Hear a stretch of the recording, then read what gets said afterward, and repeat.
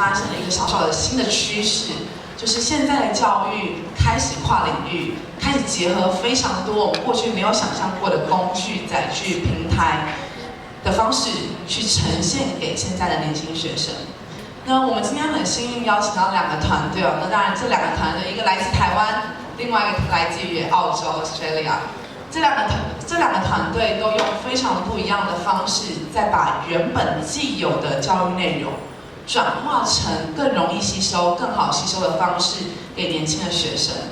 那今天我们邀请的第一个团队呢，他是 Lis 创办人。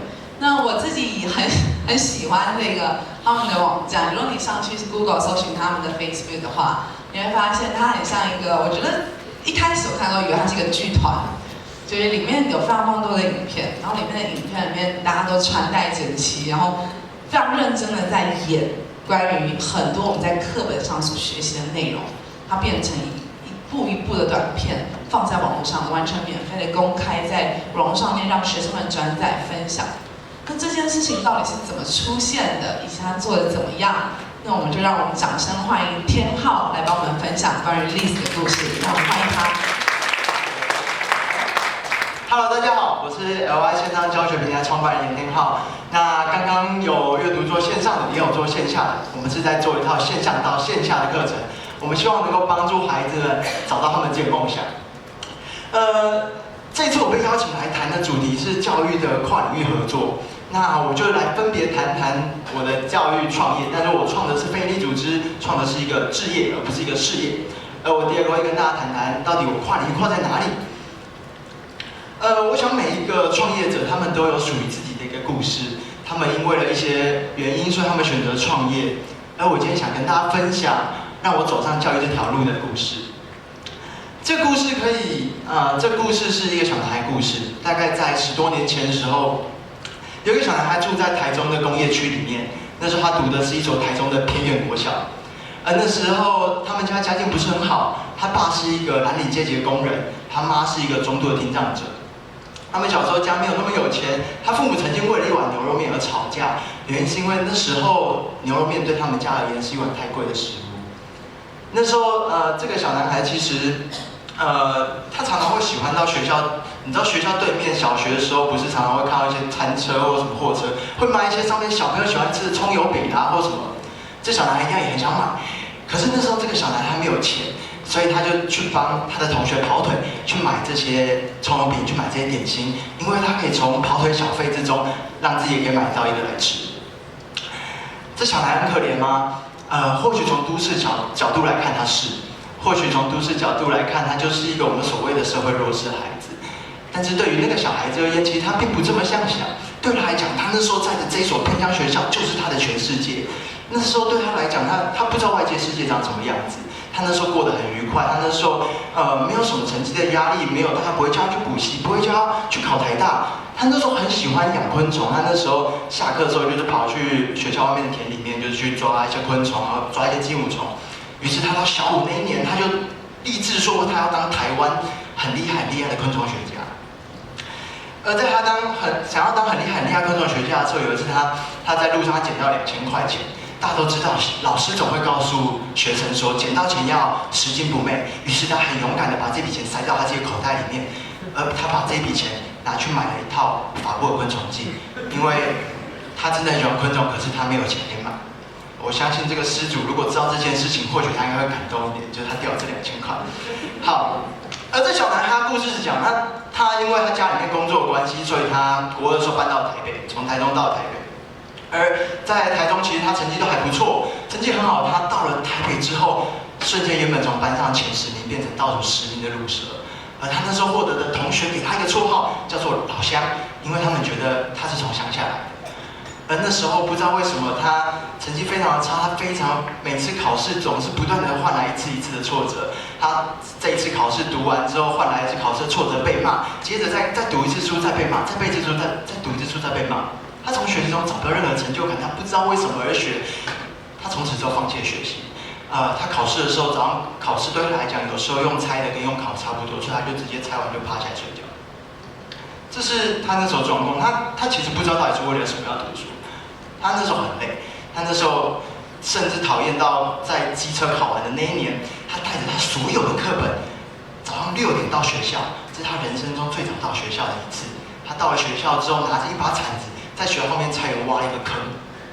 他干嘛？他把这堆书丢下去开始烧。古代秦王有焚书坑儒嘛，他开始焚书。焚书之后，他没有坑儒，他坑了一只鸡腿。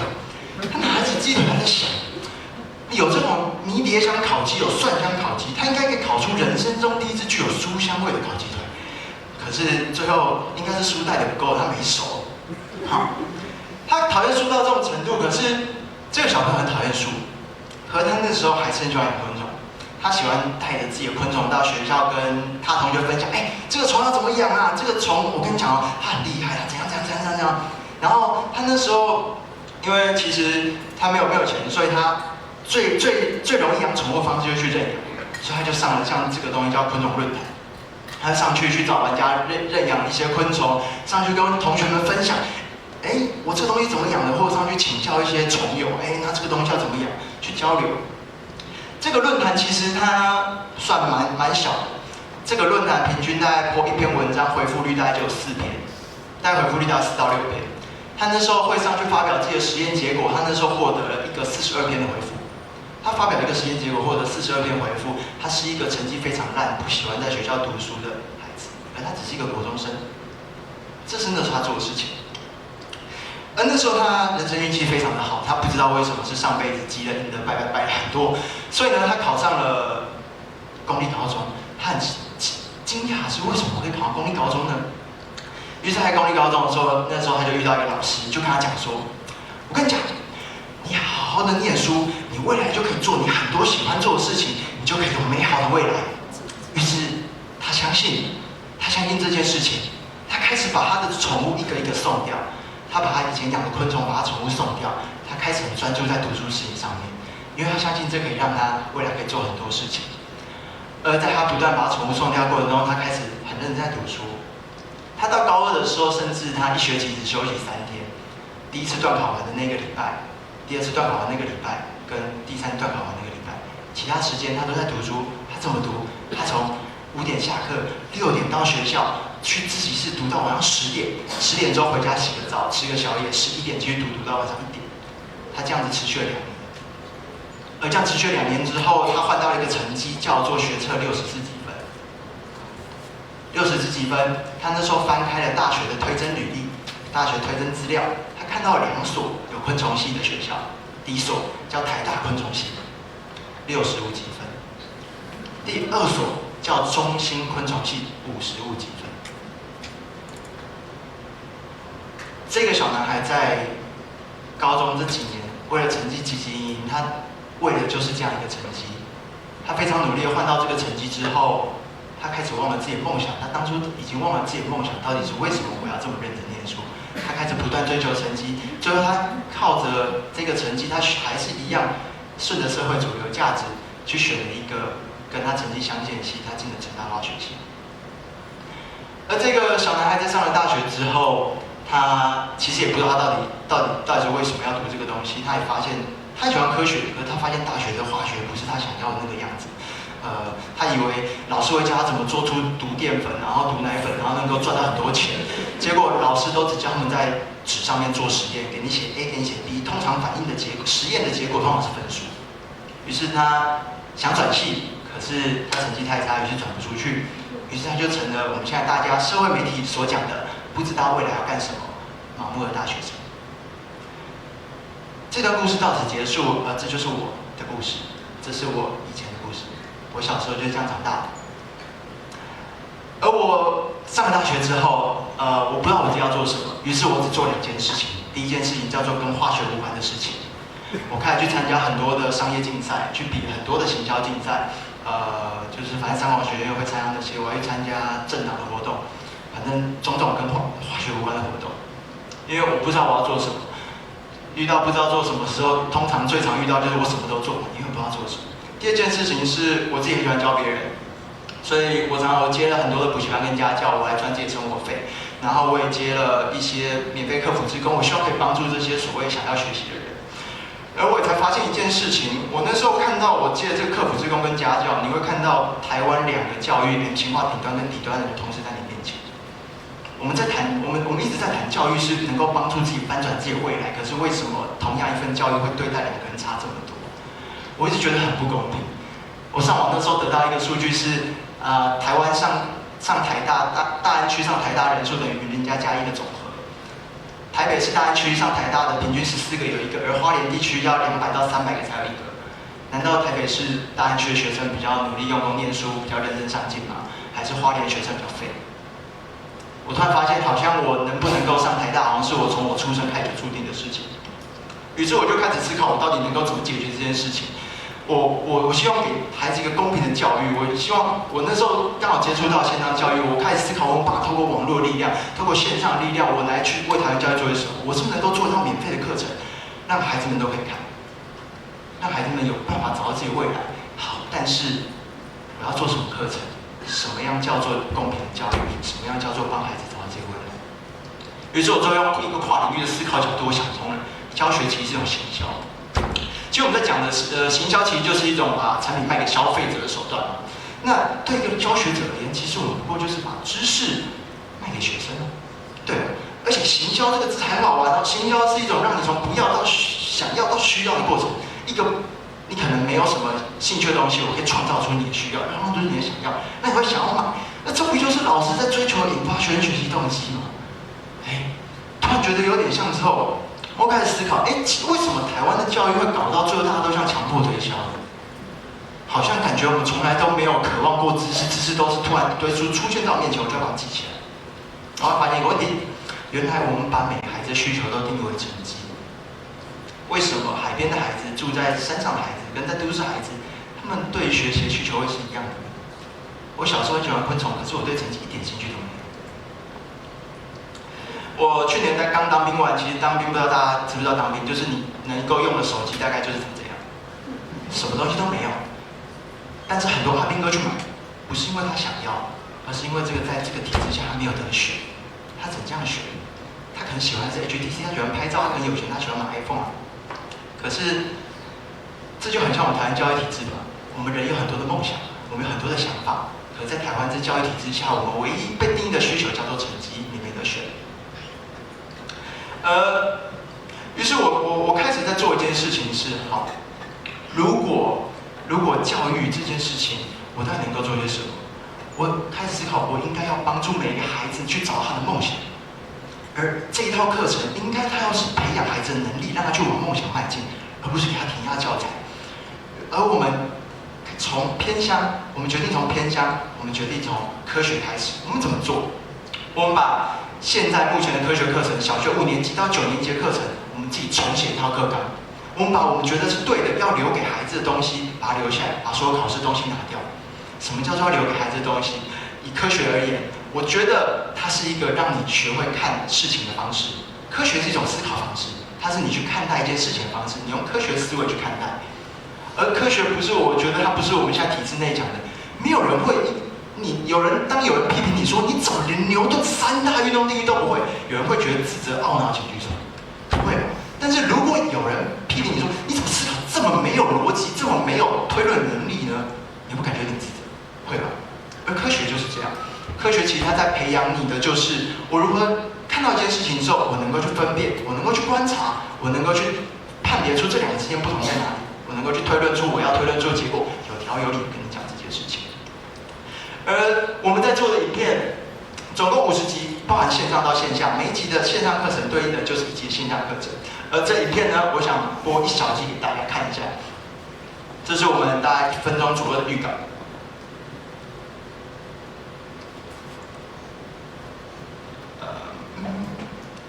加油加油！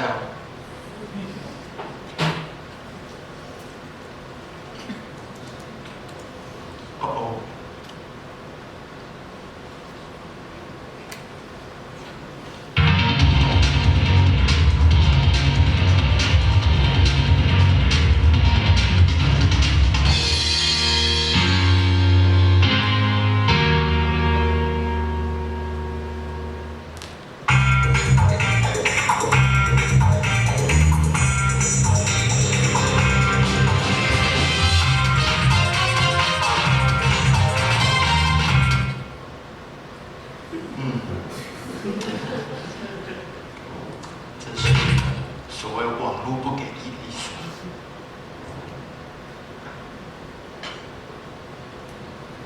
帮我来讲。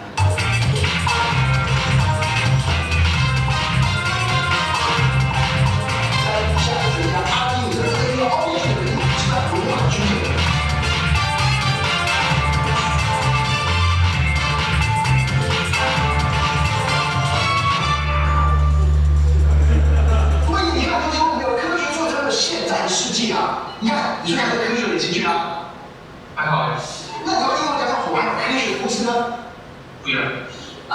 那我们走吧。好，不知道大家看完之后是不是对科学开始有一点点的兴趣了呢？可以帮我跳。这是我们在做的事情。我们第一件事情，我们的线上，我们目标在于引发学生学习动机，让孩子们有更多的想法。而我们要培养另外一件事情是，让他们学会透过网络学习。在偏乡的时候，他们无法跳离自己的环境，但是他们透过网络可以连接到无限的世界。可是，影片引发学生学习动机可以，但是我们还希望培养孩子能够逐梦能力。就像大家今天听完这场演讲一样，我相信大家应该有很多的热忱，但是当你们回到现实生活中之后，这一股创业或者对于教育热忱可能就消失了。而我们现在做一件事情是，好，我们线上课程完之后，我们还做线下课程。我们让老师能够去延伸学生在这一个影片上面所得到的这个学习动机。而学习动机之后，我们透过课程的讨论、分组的竞赛，我们透过带他们去理解、去观察，带他们做实验，培养他们 maker 精神，培养他们实作能力，透过老师去引导他们的逻辑，去建构他们的科学思维。而这件事情，我们这一阵子我们也到台东的偏乡，我们去做测试。而这是我们其中一小段的录影。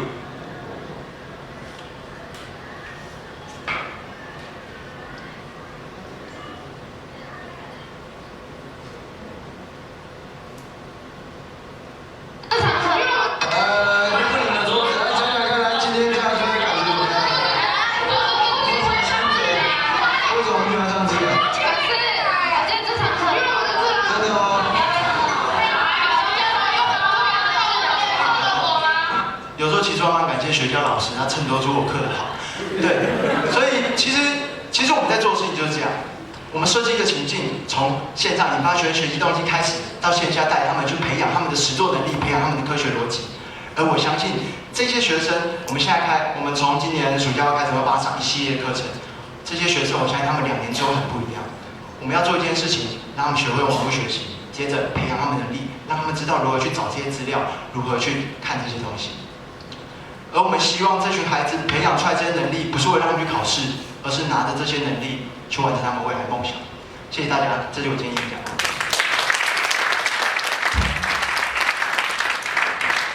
好，那我们谢谢天浩帮我们带来非常幽默风趣、很有他影片特色的现场表演啊。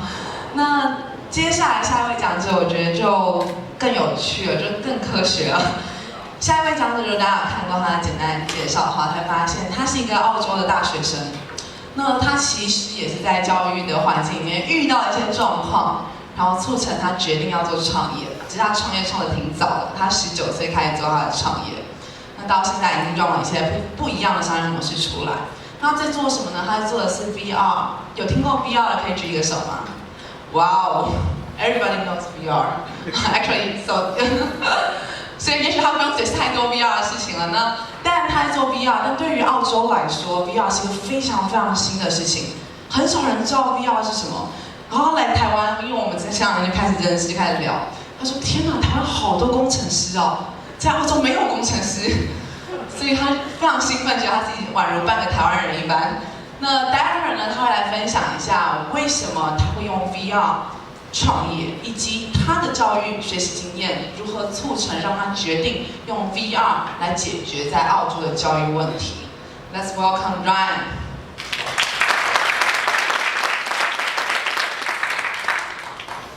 Thank you very much. It's such a pleasure to be here in Taiwan, and I'm glad that there's so many of you. Who are so interested in virtual reality. It's one of the many things I like about Taiwan. And I want to say thank you as well to City Wanderer, to Impact Hub, to all the other organizations hosting this event who asked me to come and speak, as well as the government of Taiwan. To tell you a little bit about myself now. So my name is Beckmand. I'm the managing director at a company called Sciosity. that builds virtual reality applications for educational institutions like schools, like universities, even up to mining and oil and gas training organizations. That being said though, my entire adult life, I've been involved in entrepreneurship in some form or another, and I've always been so passionate about it.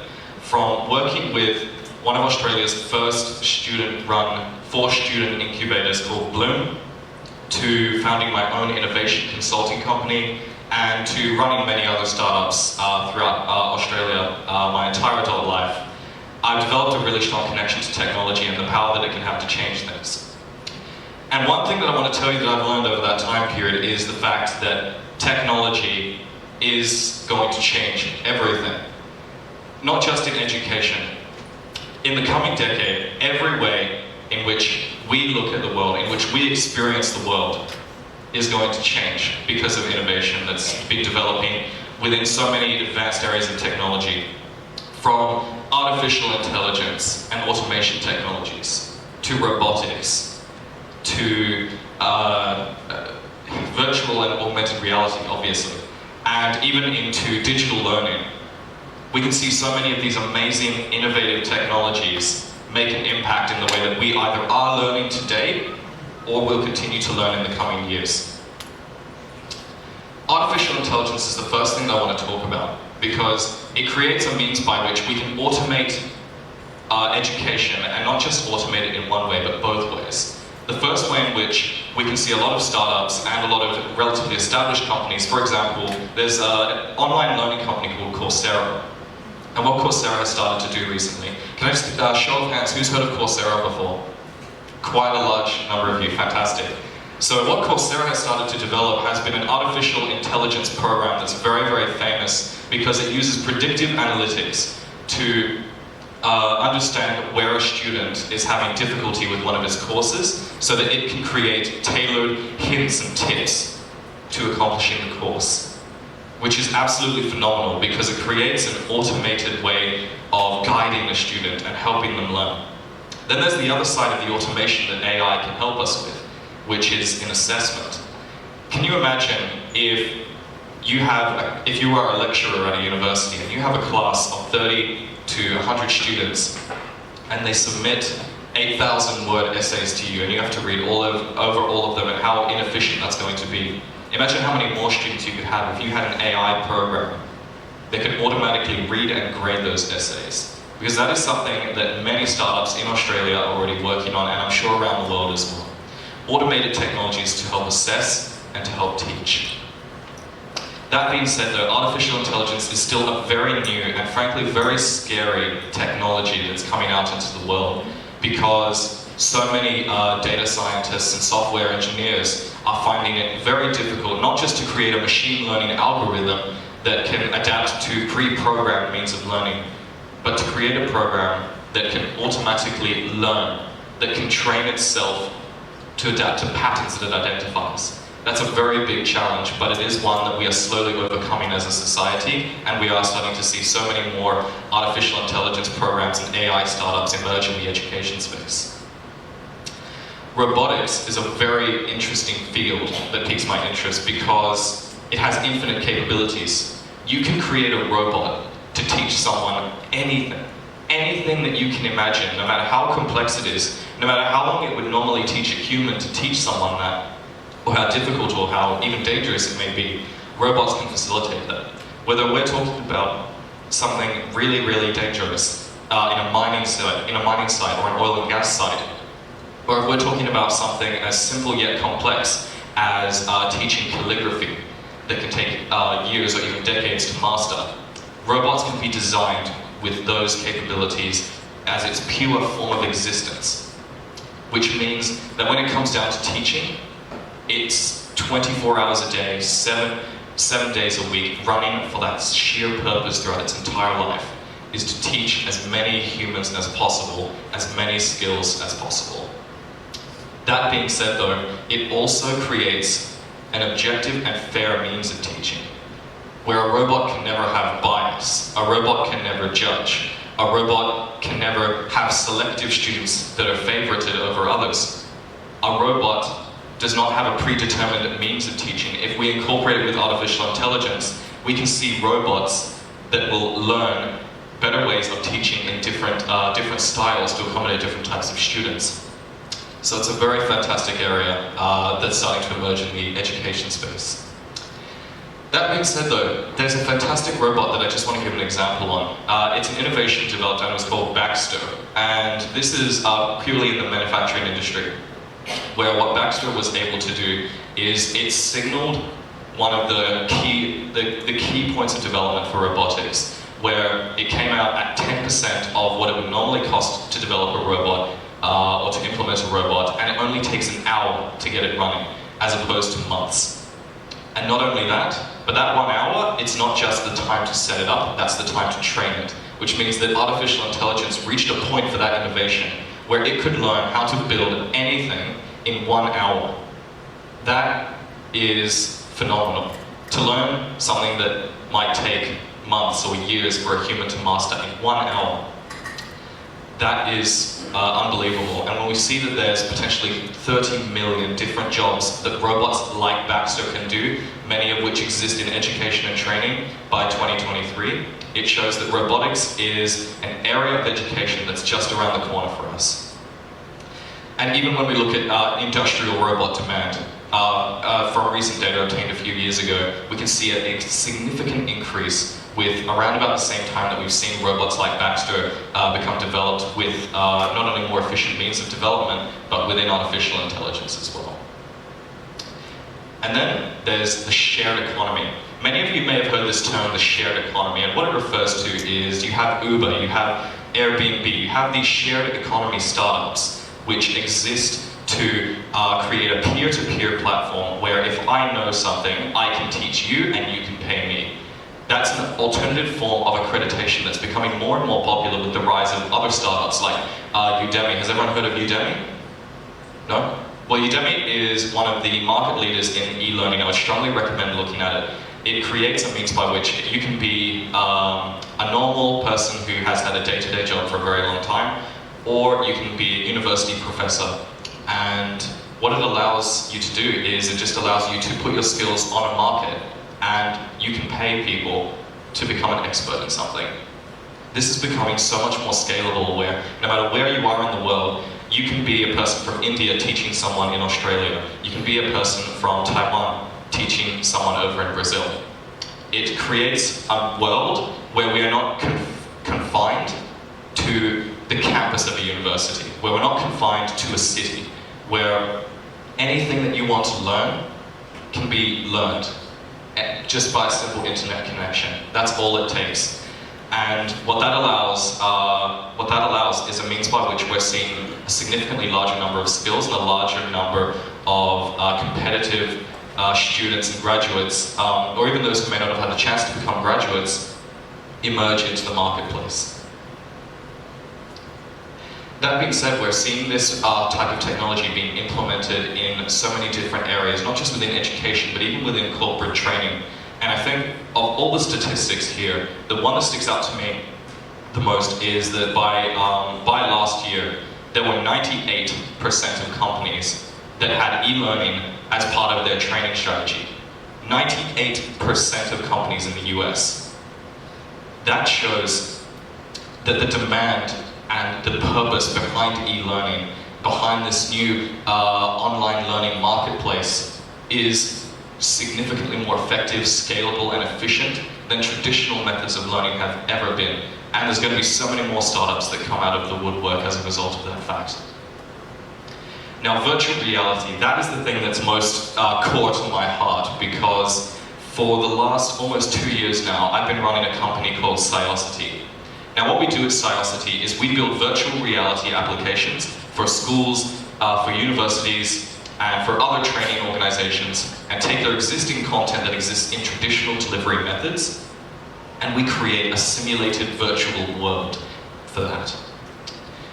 The reason why I got into this is because this reflects a large part of how I went through my university degree, and I'm sure many people here can relate as well. We're expected to learn a tangible skill set purely by listening to someone. At a glance at what we've done at Sciosity is we have built a diverse number of simulations to try to give people experiences they'll never usually have. Whether that's exploring the Amazon rainforest, or space, or colonizing Mars, or learning how to detect and defuse improvised explosive devices in Syria.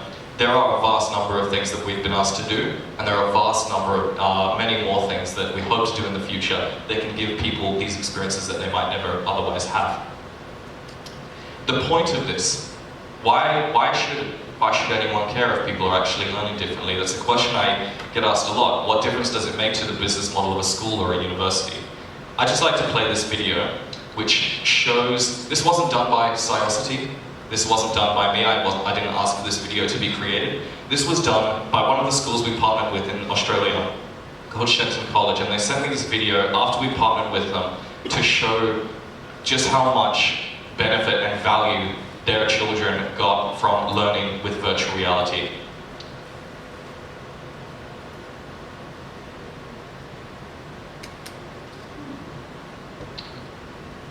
Not working? Alright. No problem. Moving forward then. I'd like to just talk a little bit about Australia's innovation culture. In Australia, oh, the graph's not really working. No problem. So we have about 33% of our industries and of our institutions that are being disrupted by education and technology. And what that means is that 1/3 of every institution, every school, every company is in some way going to significantly change the way they operate as a result of one of the technologies that I've mentioned so far. That being said, there is a big concern that comes with this massive rise in technology, which is where the jobs are going. And I think there's so many people who are afraid that because so many jobs will become obsolete, what's left for humans? Are robots going to take over? Is technology going to take over? I don't believe this is the case, because while a lot of jobs will become obsolete with the rise of technology, especially in the education space, humans will always be needed to guide and to build the technology, which means that technology is not replacing humans, it's making humans evolve, for us to become more intelligent versions of ourselves, where rather than be afraid of technology, we are going to integrate ourselves with technology and work with technology to create a better world for us to live in and a better way to learn. That's everything from me. Thank you so much for listening. Shisha. Ryan， 我想大家应该看不太出来 Ryan 的年纪哦，就是我带他认识的是他的朋友，大部分人都猜他大概26岁或32岁。有没有人想要猜一下他大概几岁？Ryan guessing your age 。他21岁，今年。我想对于很多人都会很惊讶，一个21岁的人可以跟你谈未来趋势，未来最重要的几个很重要的科技、重要的议题，从 AI 谈到机器人，谈到 VR， 而 VR 不是只是游戏，它甚至可以结合教育、结合训练，去让现在非常多重要的大公司都开始重视这件事情，把这东西带进教育里面。那我们就再次欢迎天浩跟 Ryan 来开始进行我们 Q&A part。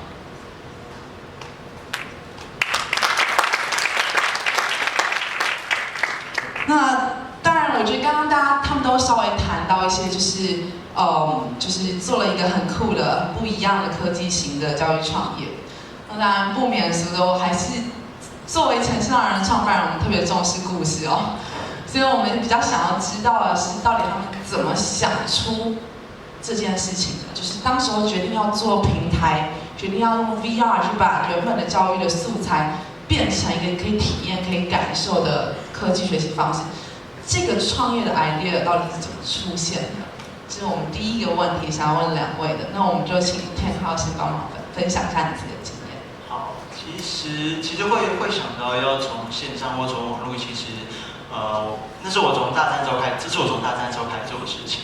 那其实，在大学的时候，我就参加了很多跟化学无关的活动嘛，但我也接触很多跟化学无关的事情。那在这个过程中，当然就接触到像刚才提到的 Coursera 可汗学院，或者像基于 Sciosity 等等。其实我也花很多时间深入去研究这件事情。我确定这件事情是未来会不断在发生的事情。我相信未来在网络上你可以看到所有的课程，这是我相信在未来一定会发生，而且这可能在很短的时间之内。就你可以想象，当你现在你可以在网络上看到说台大或哈佛的课程的时候，那你还有需要去念大学吗？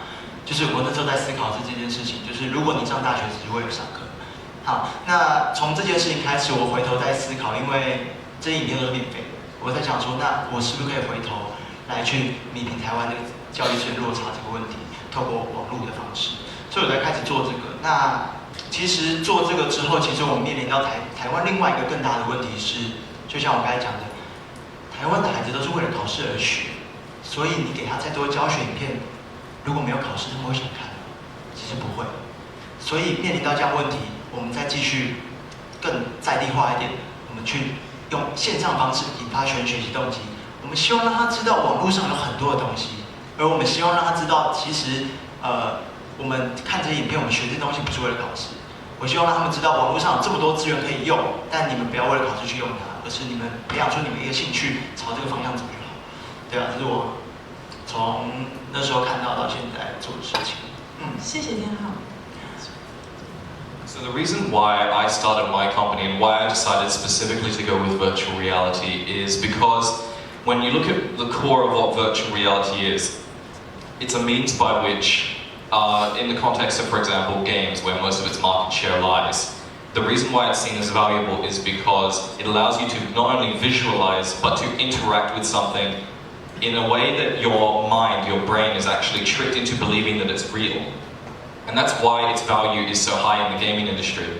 Now, what I thought was, after the first time I tried virtual reality, I thought this level of immersion, this extent of actually feeling like you're really there, that you're really interacting with something, that you're really seeing things, if you can take that and you can apply it to the education market, which previously had never been done in my state, I believe that you can create a way of learning that is more realistic, that's more interactive than any other technological attempt that's ever been implemented in my country's education system.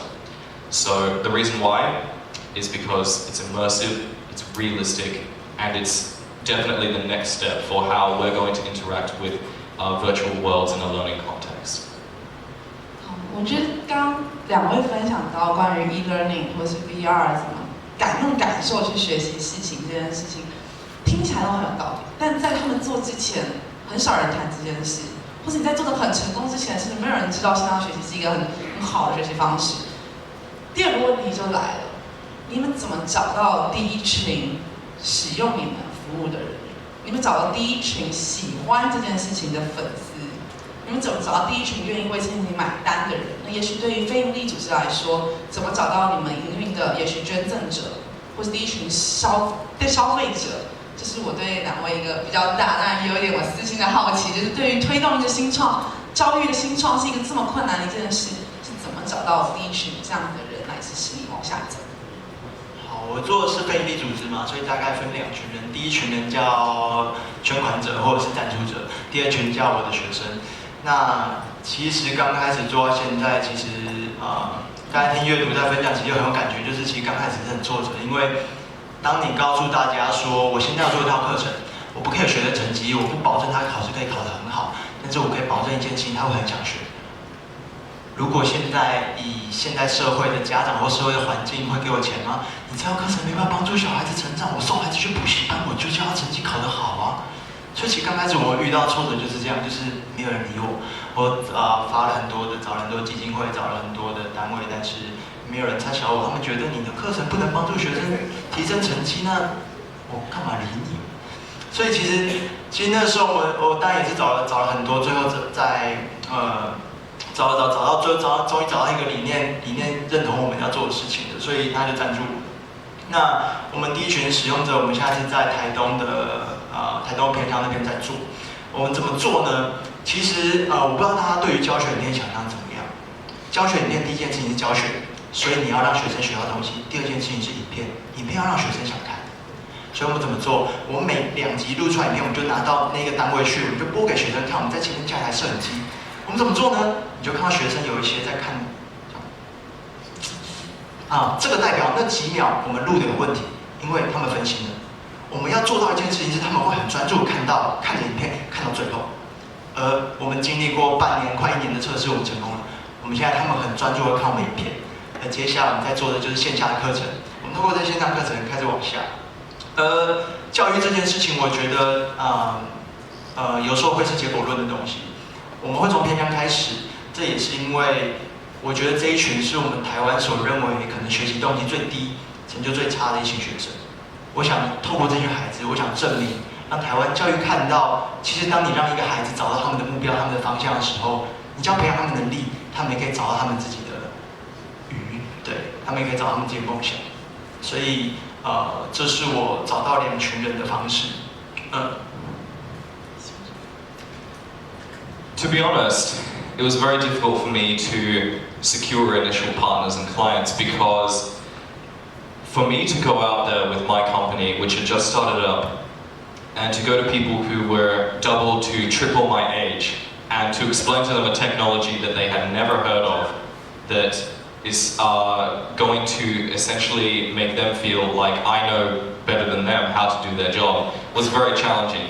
And as well as the fact that I think some people that I went out to, they were actually quite threatened due to the sheer innovative nature behind virtual reality, and many people fear that their jobs could be replaced by technology like this being implemented into schools. But that being said, I was eventually successful. It took quite a while, but to get partners on board, to get clients on board, it came down to me taking a very different approach. Not looking at the technology, not looking at the innovation behind it, but to look at why the innovation is important, and to look at the issues that existed within a school, within a training organization, within a university, whatever it may be, and how I can solve that, how my company can solve that, and that the innovation becomes the delivery mechanism for change. So when you make a company about being a mechanism for change, as opposed to trying to disrupt something with a technology, or trying to just rapidly implement a technology that may be very innovative, what matters most is the change and the impact that it can make. So when I communicated that through that means and communicated the value of the change, I started to see very different results, and I started to get a lot more people very excited about what we were doing at Sciosity, and everything just flowed from there. 我觉得从刚刚的分享 ，Ryan 的分享可以听到，就是回到教育创业的本质，其实还是跟人有关的事情。所以有时候你一直丢科技的东西、名词、新的专有名词，其实它只不过是同样一件事情转化成不同的形式。回到根本，还是你为什么要学习？这件事情如何帮助你变得更好？这件事情如何让你变得更好？如何让你们想要解决的问题变得更好、更有效率的解决它？那但最后，我这边自己很想问的最后一个问题是，刚刚提到陈超人很爱故事，刚刚有提到，就天浩提到教育是一种结果论的，很多人想问你到底做了什么，然后嘞，就是方法很棒，精神很棒，然后呢，就是就你们自己在过去营运的经验里面的影片，我刚刚听到你们拍摄学生的反应，那有没有什么特别让你印象深刻的学习的，就是这些学生学习的故事，可以跟我们大家分享的？学生学习的故事，其实，我们自己在设计影片的时候，我之前尝试做过一件事情是这样，我就知道学生会有兴趣，我就在影片里面就放结果，我就故意不跟他讲是怎么做出来的，然后你就会看到很好玩。当你播完影片之后，学生看完很有兴趣，然后下课跑来问你，刚刚那个是怎么做的？那个东西是怎么来的？我成功引发他们学习动机。当他想问为什么的时候，我就会开始告诉他这里面知识。那时候我做的就是验测实验的反应，那些火为什么会不同颜色？给他们看结果，他们惊讶，他们就想知道为什么。那这时候你就开始教他们教东西。我不知道大家在过去的过程中有没有曾经好奇过验测反应这个知识？我想应该没有，连我自己身为化学系都没有。但是我让小朋友好奇这件事情。然后还有像刚才其实最后播到那个影片，其实那时候我很难过，因为我那时候原本想拿摄影机去问一下 A 小孩的反应，结果 B 小孩突然跑出来一个说他很讨厌自然，我就很难过，想要转过去，可是我很喜欢你，然后就想糟糕，刚没有拍到他的画面，所以你们刚才看到刚才那个就是镜头是移开的，对啊，所以其实很多时候你会看到就是当这一群不愿意学习的小孩子，然后你东西进去之后，你会发现他们很喜欢上你课，他们很喜欢学这个东西的时候，其实我相信这种方式会是成功的。那我接下来我要做的是，我要创造出更多的故事，而且这会是一个更大的故事。我们在下学期的课程里面，我们大家会在最后，我们让他们做一些东西出来。这个东西不是考试，我要让他们运用他们在这学期里面所学到的东西，让他们用 maker 精神，用科学方式去做出来一个什么。而我希望那个时候，到时候可能可以办一个展览，让大家来看，这就是我想培养的孩子，他们能够用自己的方式去解决自己的问题，而且他们能够做出一些什么，让他们自己很有成就感。对，大概是这样子。I believe there's a number of different ways in which I can answer this because I think there's a number of different impacts that we create at Sciosity, and there's a number of different ways in which we do that. But one that I want to touch on that comes first to my mind is a mining simulation that we built for an international mining company. And what that did was it replicated exactly what a real mine site looks like with every type of hazard that could exist within one. And through using the Oculus Rift headset, we could put people into that virtual environment where they can interact with it exactly like they would in the real world. And the purpose behind that, the purpose behind putting them into that environment, showing them those hazards and putting them in a position where they have to deal with them, is because in traditional training, and this is the case for anything, you cannot put people at risk. People will never be at risk in the real world. So me putting them at risk in a virtual world, the simulation being developed with that purpose in mind of putting them at risk and they have to adapt to it, creates a way in which people are able to learn how to survive in those circumstances. And that's just in a very dangerous context. You can even look at it in more educational contexts with more soft skills as opposed to survival with hazards. And another part of that project that we did was we created an analytics platform where we went beyond just teaching someone how to do something, and we created a way by which your behavior and your performance was being tracked by data mining programs that we built, which allowed the company or even whatever client it may be to see how a person reacts, how a person feels, how a person thinks within the virtual world, so it can shed insights on exactly what human behavior of that individual would be like in the real world. So to summarize, the impact that we make and what we actually do is we create these virtual worlds, whether they are intended to expose people to something unrealistic or impractical or dangerous, or if it's intended to give someone an amazing educational experience. It comes down to that sheer fact that you have to tangibly do something to retain a skill, and that's why I do what I do. 谢谢 Ryan。那我们最后有大概一点点时间，看有没有观众想要针对两位或是特定哪位讲者进行提问的，现在可以。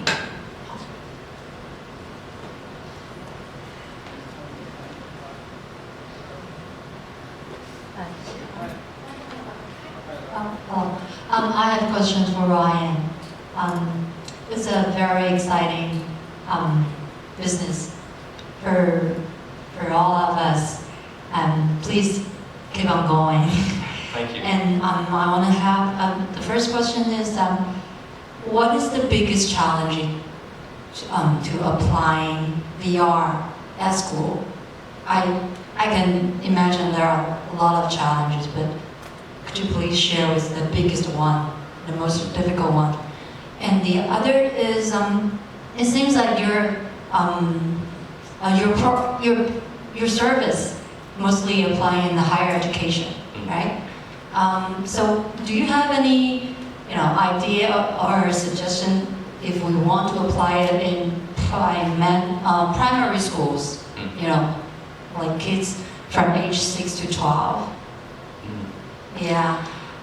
Okay, so to answer the first part of your question, there are a number of challenges in implementing virtual reality into any learning or training context. This can be from hardware procurement, which was about a year ago, it was very difficult in Australia because high-end headsets like Oculus Rift, HTC Vive weren't actually shipping to Australia at the time. And it's only just now that started to happen again. But even the fact that it is, a school or a university or a training organization would have to replace all of their existing hardware systems like desktop computers with much more expensive ones depending on what type of environment they were looking to create or how many people they wanted to teach at once.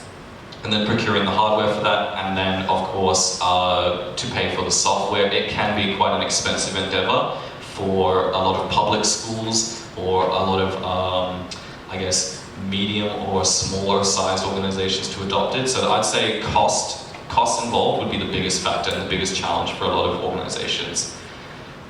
That being said, there are a number of others. I think one that I've encountered is once we develop something for a client, we have to then teach that organization and the training managers how to use it, which is a big challenge in itself, considering most of them have never been exposed to technology beyond online video. So that's also quite a challenge, I think, just on both sides. But there's a number of other things. But to answer the second part of your question, the second part of your question was what advice I would give if a university or, was a primary school that was looking to implement it. It's interesting you bring that up because we just started working with a primary school in Western Australia. And what they asked us to do, because I honestly would have been a bit confused about this myself, is how can you create an environment for little children to be able to learn something when what we deal with is usually quite complex. But it comes down to the fact that I think everyone would agree. Can I just ask, please raise your hand, if you would agree with the statement that if you enjoy what you're doing or if you're having fun, you learn, and you not just learn, but you remember it better. That is something more memorable to you. Would you all agree with that? Yeah, exactly. For children who have such a short attention span, who rely more on engagement to things, that I think is the most important component that makes it especially relevant to a primary school. So that being said though, primary schools typically don't have the financial resources that universities and large-scale organizations do. But since the requirements are lower, I would still say it's extremely feasible if it wasn't going to be a really extensive course, but to give experiences of things that are typically quite boring. So to look at research within an organization or an institution that shows how difficult students are finding it, to implement something into whatever is most difficult would be the first point I would recommend to start at. 那我们最后一个简单短的问题，因为时间的关系，所以请你好，你比较简单，女生先举手好了。Hi, I'm Linda, and I have two very brief questions. The first one is that what aspect of education do you think cannot be replaced by virtual reality? The second one is that I'm wondering how do you apply virtual reality into subjects like math or other subjects? Thank you. Okay, first question, what cannot be replaced by virtual reality? To tell you the truth, I don't believe anything can be fully replaced by virtual reality. What my company does and what I think people who look at virtual reality shouldn't look at it as replacing. It should be a complementary tool where a university needs to exist in its traditional context to provide theoretical learning and research-based methodologies, and just that whole theoretical component is very important to learning. What we need to look at it as, instead of what's going to replace it, is what's going to best complement it. And in answer to that component of the question, I think every single course, every single unit of study can be complemented by virtual reality, even things that are really intangible. Like the example you just gave of mathematics to answer the second part of your question. Mathematics can stay in virtual reality, where it may not be a matter of exposing you to a really tangible situation, but for example, there's one simulation that we developed where we integrated the virtual reality headset with, it's a technology called leap motion. I don't know if anyone's heard of leap motion, but it integrates your limbic movements into the simulation. So when you move your hands, you can move your hands within the simulation. And what it allowed us to create was an environment where we had an AI robot in the simulation that would show people how to create equations and show people how to solve equations by interacting with the numbers and the characters. And while that was not teaching them something new, it taught them in a different way. It taught them in a way that made it engaging, that made it enjoyable, and that allowed a student's capability to be tracked by our data mining system far more accurately than a test with multiple choice answers would have been able to determine. So I hope that answers your question. 那从刚刚整段分享，从天浩提到 e-learning， 然后从到 Ryan 提到他自己在教育里面发生，都在背理论、背书籍、背公式。我们会发现，教育这件事情哦，其实除了本地我们能够同理不同县市、不同城市的学生的教育状况之外，其实国际之间有很多很类似的教育议题、教育艺术。而这件事情不一定我们是在台湾解决台湾的问题，在澳洲解决澳洲的问题，是开始发生更多跨境、更多讨论、更多国际化的教育服务。所以第二段的 panel 到这边就差不多结束了。那5分钟的休息时间后回来，我们来谈一谈越来越国际化的教育创业。最后2位讲者会是来自国外的讲者。那我们再次谢谢天浩跟 Ryan， 谢谢他们。